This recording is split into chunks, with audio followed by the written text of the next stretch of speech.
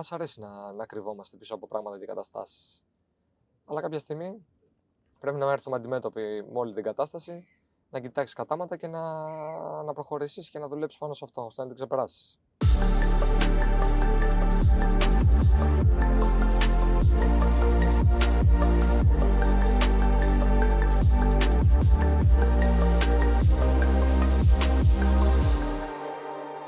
Την τελευταία φορά που βρισκόμουν σε αυτή τη σκηνή, πάλευα με την κατάθλιψη.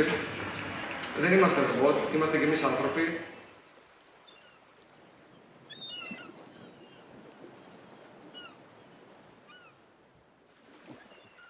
Μόλις το εκμυστηρεύτηκες και μόλις το είπες και δημόσια, είχες κάποια αντίδραση που σου έκανε εντύπωση, είτε θετικά είτε αρνητικά? Θετικά ναι, αρνητικά όχι καμία. Θετικά ναι, γιατί μου στείλαν άνθρωποι τους οποίους δεν τους γνώριζα ποτέ και μου είπαν ότι τους έδωσε δύναμη αυτό που είπα και ότι με ευχαρίστησαν. Αυτό για μένα ήταν η μεγαλύτερη νίκη από όλο αυτό το κομμάτι. Το να βοηθάς κάποιον, νομίζω, με ό,τι αυτό συνεπάγεται, γιατί ο καθένας μας μπορεί να βοηθήσει με πολύ διαφορετικούς τρόπους, είναι η μεγαλύτερη ανταμοιβή. Πώς φτάνεις στο σημείο να καταλάβεις ότι απλά δεν είμαι καλά και έχω κάτι το οποίο πρέπει να με βοηθήσει κάποιος ειδικός, έχω κατάθλιψη? Είναι ένα παιχνίδι εντός έδρας με τον Πανιόνιο, παίζουμε απέναντι στην Ξάνθη. Σημαντικό για να μπούμε σε τροχιά Ευρώπης που ήμασταν, να κλειδώσουμε αυτό το στόχο. Και σε αυτό το παιχνίδι κάνω hat-trick, βάζω 3 γκολ. Πολύ σημαντικό παιχνίδι για μένα και γιατί ήθελα μέσα του Πανιόνιο να πάρω μεταγραφή. Αν δεν κάνω λάθος, παίζαμε Σάββατο, Κυριακή πρωί ξυπνάω με ένα βάρος στην καρδιά.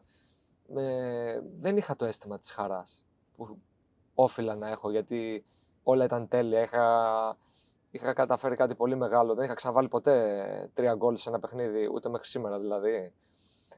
Και τα λοιπά. Οπότε εκεί αυτό άρχισε και με προβλημάτιζε λίγο. Λέω, πώς γίνεται αυτό να μην είμαι ευτυχισμένος, χαρούμενος, να θέλω να κάνω πράγματα. Όλα πάνε πολύ καλά. Και συζητούσα λίγο με τους φίλους μου πάνω σε αυτό το κομμάτι, αλλά εντάξει, πήγαινε μέχρι ένα σημείο. Γιατί εκείνη η χρονιά μπορεί στο προσωπικό κομμάτι να είχα αυτές τις αμφιβολίες, αλλά επαγγελματικά πήγαινε τέλεια. Όλα πήγαν πολύ καλά. Τελικά μπήκαμε Ευρώπη, έβαλα και σε κάποια άλλα μάτς κάποια γκολ, έκανα πολύ καλές εμφανίσεις. Ήξερα ότι κάποιες ομάδες ενδιαφερόντουσαν για μένα, οπότε τα κάλυπτα κατά αυτόν τον τρόπο. Και το ένιωθα όμως ότι κάτι δεν πάει καλά. Έπειτα μετά ήρθε και η μεταγραφή μου στην ΑΕΚ που το ήθελα πολύ και εκεί άρχισα να χάνω εντελώς τον εαυτό μου. Και έγινε πολύ ντόρος γύρω από τη μεταγραφή μου και όλο αυτό λίγο με αποσυντώνησε, γιατί ψυχολογικά από πριν δεν ήμουνα τόσο σταθερός. Οπότε μετά όσο περνούσαν και οι μέρες κτλ. Έχανα τον εαυτό μου. Δεν με αναγνώριζα σε πάρα πολλά πράγματα. Π.χ. ζω πάρα πολύ έντονα την κάθε μέρα τις προπονήσεις, νευριάζω όταν χάνω, όταν δεν πάει κάτι καλά. Είμαι τέτοιου είδους χαρακτήρας, δηλαδή μου αρέσει να ζω κάθε στιγμή γύρω από το ποδόσφαιρο. Εκεί ήμουν μια κατάσταση πολύ flat, που ήταν πολύ ξένο για μένα. Νιώθα ένα κενό. Μετά δεν πήγαιναν καλά τα πράγματα ούτε επαγγελματικά, γιατί όπως ξέρουμε, όταν βρεις σε μια τέτοια κατάσταση, είναι αδύνατο να μπορείς να αποδώσεις τα αναμενόμενα. Οπότε μόλις άρχισα και στην ΑΕΚ, δεν έκανα καλά παιχνίδια.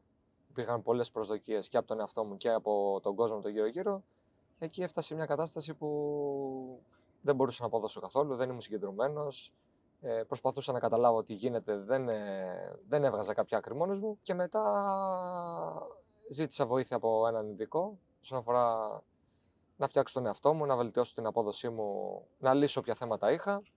Εκείνο το διάστημα θυμάμαι πολύ καλά ότι είχα και έναν τραυματισμό, γιατί τίποτα δεν γίνεται κατά τύχη, όλα αυτά συνδέονται και έμεινα 3,5 μήνες έξω, που πράγμα το οποίο με βοήθησε κατά κάποιο τρόπο, που κανονικά για έναν αθλητή το να τραυματίζεται είναι ό,τι χειρότερο, αλλά με βοήθησε να βγω λίγο από όλη αυτή την κατάσταση και το πώς ένιωθα όλο αυτό το διάστημα.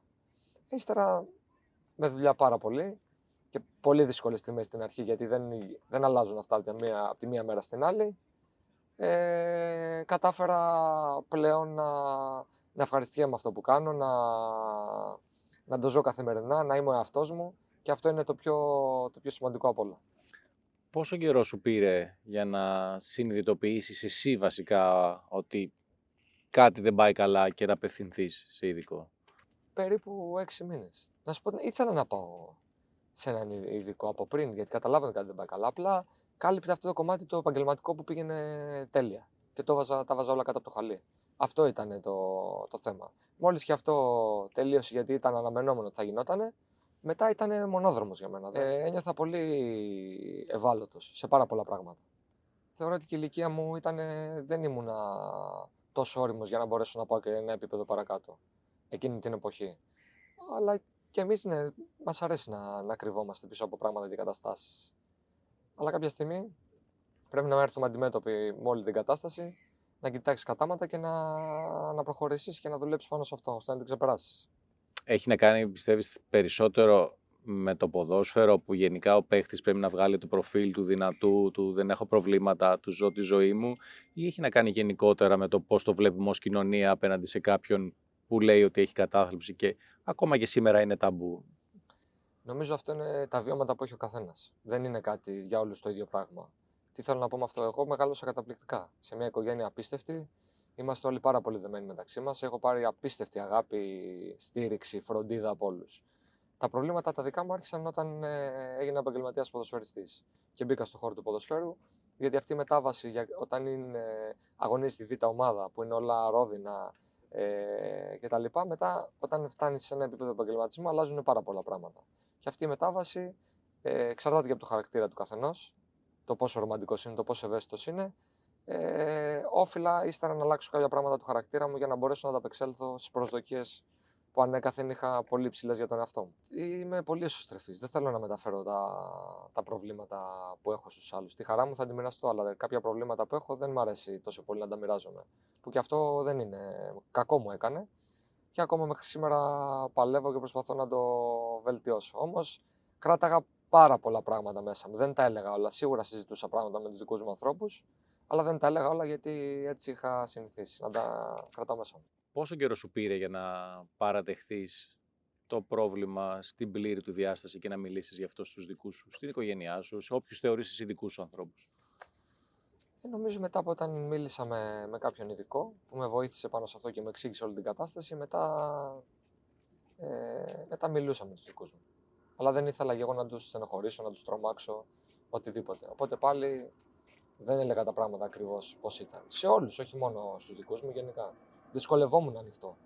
Το να βάζεις εντός εισαγωγικών κόφτη στα συναισθήματά σου ή σε όσα μοιράζεσαι, έχει να κάνει με το ότι δεν θες να τρομάξεις τους ανθρώπους ή με το ότι εσύ δεν είσαι έτοιμος να διαχειριστείς πιθανόν κάποια αντίδρασή τους?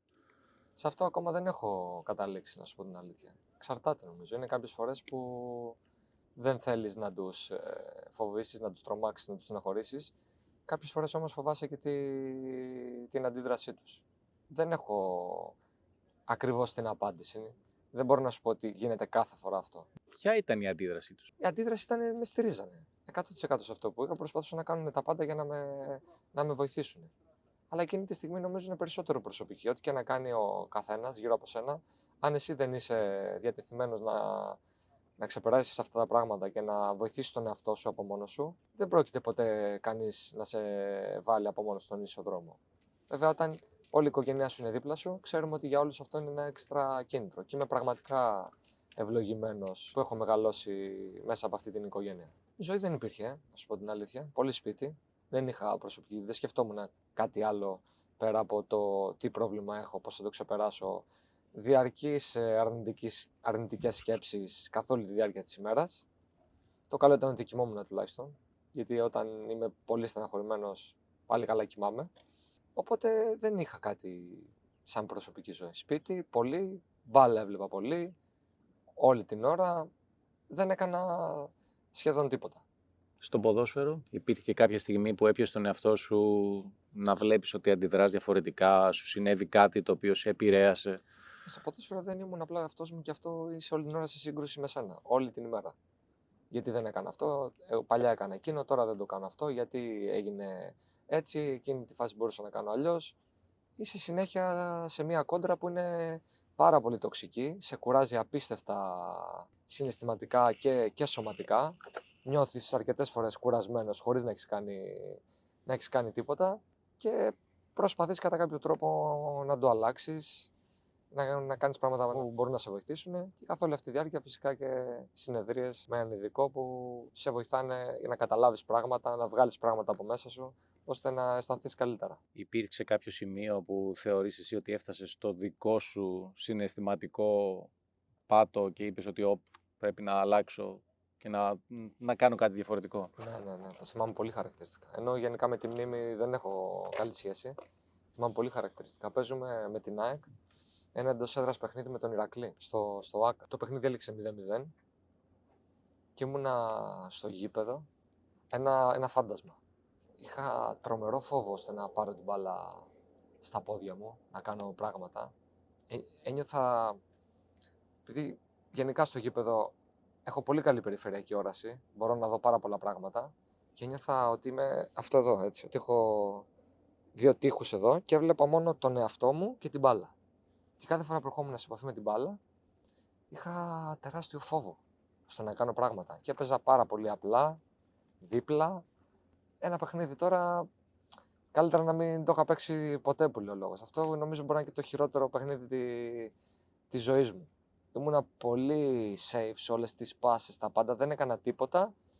Το μυαλό μου δεν σταμάτησε ούτε για ένα λεπτό να σκέφτεται αρνητικά πράγματα καθ' όλη τη διάρκεια του παιχνιδιού. Τότε άρχισαν και με πονούσαν και πάρα πολύ οι κοιλιακοί επειδή είχα αυτόν τον τραυματισμό σε 3,5 μήνες.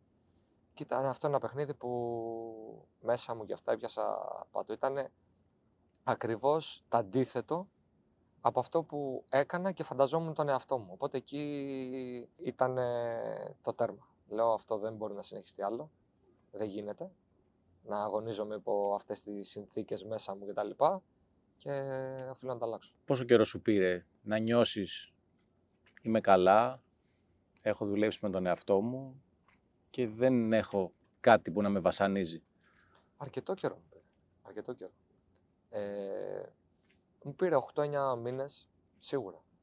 Μετά, η επόμενη χρονιά ήταν πάρα πολύ σημαντική που πήραμε και το πρωτάθλημα. Πήρα πάρα πολύ μεγάλες χαρές. Ήταν κάτι που το ήθελα πάρα πολύ. Το φανταζόμουν καθημερινά, το ονειρευόμουν τέλος πάντων. Και πάλι όμως δεν μπορώ να σου πω ότι ήμουνα 100%. Δηλαδή νομίζω στην Τουρκία ηρέμησα εντελώς και απέκτησα πάλι τον εαυτό μου και με βοήθησε και πάρα πολύ η περίοδος της καραντίνας. Πήρα χρόνο με τον εαυτό μου, σκέφτηκα κάποια πράγματα που έχω καταφέρει, τι πρέπει να κάνω καλύτερα. Δούλεψα πάρα πολύ σε αυτό το διάστημα για να βελτιώσω κάποια πράγματα. Και εκεί ήταν το κλικ σε μένα που άλλαξαν πάρα πολλά πράγματα. Θα άλλαζες κάτι, μετανιώνεις για κάτι που έκανες, ότι άργησες να ζητήσεις βοήθεια, το πώς διαχειρίστηκες τους φίλους σου, τον κύκλο σου, τον εαυτό σου? Θα σου πω, άργησα να ζητήσω, απλά δεν ήμουν και έτοιμος. Κάποια στιγμή πρέπει να είσαι και έτοιμος για να ζητήσεις βοήθεια. Άμα δεν το θες εσύ από μόνος σου, όποιος και να σου λέει, ό,τι και να σου λένε, ποτέ δεν θα βελτιωθείς, θα κάνεις κάτι. Οπότε πιο πριν δεν ήμουν έτοιμος, δεν νομίζω ότι ήξερα πράγματα. Είχα κάποιες σκέψεις για το τι πράγματα πρέπει να αλλάξω, απλά δεν ήξερα ακριβώς τι και πώς. Και ξέρουμε ότι και όλοι είμαστε πολύ υπερήφανοι σε πάρα πολλά πράγματα, αν και αυτό είναι μεγάλο λάθος για τη συγκεκριμένη κατάσταση. Και λες ότι μόνος μου, αλλά γενναίος για μένα είναι αυτός που βγαίνει μπροστά, καταλαβαίνει τα λάθη του και μέσα από αυτά προσπαθεί να γίνει καλύτερος. Και όχι να τα κρατάς μέσα σου όλα, να προσπαθείς να αλλάζεις πράγματα, έτσι περισσότερο κακό κάνεις. Τι θα συμβούλευες παιδιά που αντιμετωπίζουν πρόβλημα κατάθλιψης, είτε έχουν να κάνουν με το ποδόσφαιρο είτε όχι, έτσι, γιατί είναι ένα θέμα ψυχολογικό καθαρά, το οποίο δεν έχει να κάνει με το επάγγελμα? Πρώτα απ' όλα ότι δεν είναι ντροπή να ζητήσουν βοήθεια και μην το βλέπουν ως αδυναμία.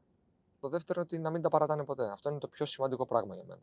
Να μην τα παρατάς ποτέ, ό,τι και να γίνει, πάντα να πιστεύεις στις δυνατότητές σου, στο ότι μπορείς να καταφέρεις και ας είναι πολύ βαθιά μέσα σου να υπάρχει, είναι το α και το μέγα. Το να μην τα παρατάς ποτέ. Να είσαι εκεί προσιλωμένος, ό,τι και να γίνεται, κάθε δυσκολία και να ανταπεξέρχεσαι. Φυσικά για όλους τους ανθρώπους υπάρχουν τρομερές δυσκολίες, αλλά θεωρώ ότι αυτοί που συνεχίζουν είναι αυτοί που δεν τα παρατάνε ποτέ, δεν μένουν πίσω. Και πολύ σημαντικό είναι η δουλειά. Όσο περισσότερο δουλεύεις, τόσο περισσότερο καλύτερος γίνεσαι. Σίγουρα, γιατί Κάποιος που μπορεί να ακούει θα σου πει ότι «ΟΚ, παίζεις ποδόσφαιρο και δεν σου πάνε τα πράγματα καλά και δεν νιώθεις καλά μέσα στο παιχνίδι, αυτό δεν είναι κατάθλιψη». Αλλά η κατάθλιψη δεν έχει να κάνει με το επάγγελμα, έχει να κάνει με το συναίσθημα και το πώς νιώθεις εσύ με τον εαυτό σου και το πώς είναι η ψυχολογία σου, σωστά. Καμία σχέση. Δεν συγκρίνεται το ένα με το άλλο. Το ότι υπάρχουν. Είπα ότι αυτό αλλάζει από άνθρωπο σε άνθρωπο. Εμένα το ποδόσφαιρο ήταν κάτι που με δυσκόλεψε η ζωή μου. Άλλοι περνάνε πολύ χειρότερα πράγματα από μένα, με οικογένειες. Μπορεί να έχω χάσει τους γονείς του. Αυτά τα πράγματα ούτε μπορώ να τα φανταστώ εγώ. Γιατί ο καθένας μεγαλώνει διαφορετικά και έχει άλλες δυσκολίες να αντιμετωπίσει. Κατάλαβες τι σου έφταξε, τι πήγαινε λάθος, ποια ήταν η αιτία πίσω από την κατάθλιψη. Πολλά πράγματα είναι. Ξεκίνησε χωρίς. Δηλαδή συνέχεια πίεση στον εαυτό και καμία επιβράβευση. Έτσι ξεκίνησε όλο αυτό. Συν ότι και στην Τρίπολη πέρασα κάποια δύσκολα χρόνια ψυχολογικά, που ήμουν σχετικά μικρός για να τα αντιμετωπίσω όπως θα τα αντιμετώπιζα τώρα, παράδειγμα χάρη. Αλλά η αρχή έτσι ξεκίνησε ότι πολλή πίεση, συνέχεια να ζητάς πράγματα τον εαυτό σου ακόμα παραπάνω και καμία ανταμοιβή. Και αυτό είναι ένα πάρα πολύ μεγάλο λάθος που κάνουμε. Γιατί πρέπει να αγαπάμε τον εαυτό μας, ό,τι και αν γίνεται. Κακές μέρες όλοι θα έχουμε. Δεν μπορούμε να είμαστε κάθε μέρα χαρούμενοι και να χοροπηδάμε. Όμως αυτές τις μέρες μας χρειαζόμαστε περισσότερο από κάθε άλλη μέρα.